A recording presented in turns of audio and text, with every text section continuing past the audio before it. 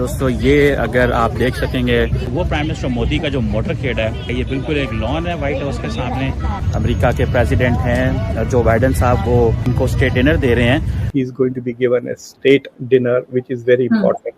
So it is an honor, no doubt. मतलब basically Washington is saying, देखो भाई, हम हमारी बेस्ट रेड कारपेट आपके लिए बिछा दिए। एक ही दिन में स्टेट ऑफ द यूनियन, एक ही दिन में कांग्रेस, सेनेट, और कुछ है भी नहीं हमारे पास। There is nothing more we can do for you. अभी जो हम बात कर रहे हैं, इस वक्त मोदी जी कांग्रेस में स्पीच दे रहे हैं। उसके बाद मोदी जी की मुलाकात हुई है सेमीकंडक्टर इंडस्ट्री उनके लोगों से। उसके बाद जी का जो सीईओ था उससे मुलाकात हुई उनकी। लेकिन इसी के साथ एक और डेवलपमेंट ये है कि वहाँ पे जो H-1B वीजा, जो वर्क परमिट और एम्प्लॉयमेंट इंडिया, उसमें एक बहुत बड़ा ईज दिया जा रहा है। और उसमें प्रेसिडेंट जो बाइडेन ने पीएम मोदी का शुक्रिया अदा किया है कि आप मेरे साथ प्रेसर में शामिल हो रहे हैं।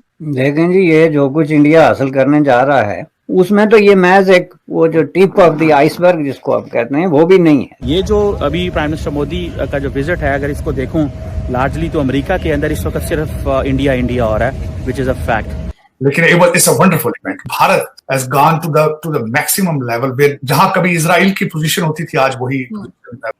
लेकिन it's a wonderful event. Bharat has gone to the maximum level where जहां कभी इजराइल की पोजीशन होती थी आज वही भारत की यूएस रिलेशनशिप में बनती जा रही है। लेकिन इसी के साथ एक और डेवलपमेंट ये है कि वहाँ पे जो H-1B वीजा, जो वर्क परमिट और एम्प्लॉयमेंट इंडिया, उसमें एक बहुत बड़ा ईज दिया जा रहा है।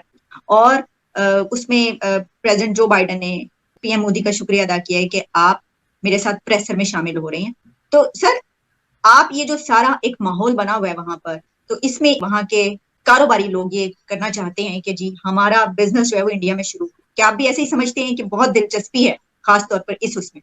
लेकिन जी ये जो कुछ इंडिया हासिल करने जा रहा है या जो इंडिया अमेरिका पार्टनरशिप डेवलप हो रही है उसमें तो ये महज एक वो जो टिप ऑफ द आइसबर्ग जिसको आप कहते हैं वो भी नहीं है as compare to what they are hoping to achieve. ये एक जदीद पार्टनरशिप बन रही है जिसको वो दो बड़ी डेमोक्रेसीज जिसकी कहीं जेते हैं कहीं डायमेंशंस हैं और उसमें जियो स्ट्रेटेजिक से लेके तो बिजनेस तक हर चीज है। लेकिन ये है कि इंडिया चूंकि इस वक्त जो है वो इकोनॉमिक छलांग लगाने का जिस पे इस वक्त इंडिया बैठा है तो ज्यादा कंसंट्रेट इस पे कर रहा है कि जाहिर है अमरीकी जो हैं एक बड़े पैमाने पे मजबूर हो गए हैं और हो जाएंगे कि वो चाइना से अपनी इन्वेस्टमेंट पुल लोड करेंगे। तो वो इन्वेस्टमेंट की नेक्स्ट डेस्टिनेशन कौन सी है? वो सिर्फ इंडिया ही बन सकता है जो अपनी अफरादी कुव्वत के पोटेंशियल और इंफ्रास्ट्रक्चर की वजह से। तो ये बिजनेस क्लास को नजर आ रहा है। बट इससे देखिए इंडिया का जो इमेज है अमेरिका में वो भी ऑल्टर हो जाएगा। He is going to be given a state dinner which is very important. So it is an honour, no doubt. मतलब कि हमारे तरफ से हम आपकी इज्जत अफजाई कर रहे हैं, we giving you a lot of honour. Basically Washington is saying, देखो भाई, हम हमारी बेस्ट रेड कारपेट आपके लिए बिछा दिए। एक ही दिन में स्टेट ऑफ द यूनियन, एक ही दिन में कांग्रेस, सेनेट, और कुछ है भी नहीं हमारे पास। There is nothing more we can do for you. So that is the signal that is sending. So उससे ये होगा कि एटलीस्ट जो अमेरिकन जियोपॉलिटिकल इकोनॉमिक एलीट है उनमें दिस इज एन अवेयरनेस कि भाई इंडिया का stature with regards to the US has now one step higher than what it was. और जो बदमज़गियाँ पैदा हो सकती है उसको भी फ्लैट करने की कोशिश कर रहा है। White House is trying to ensure के जो क्रिटिकल वॉइसेस हैं उनको किसी ना किसी तरह से उतना अटेंशन ना मिले।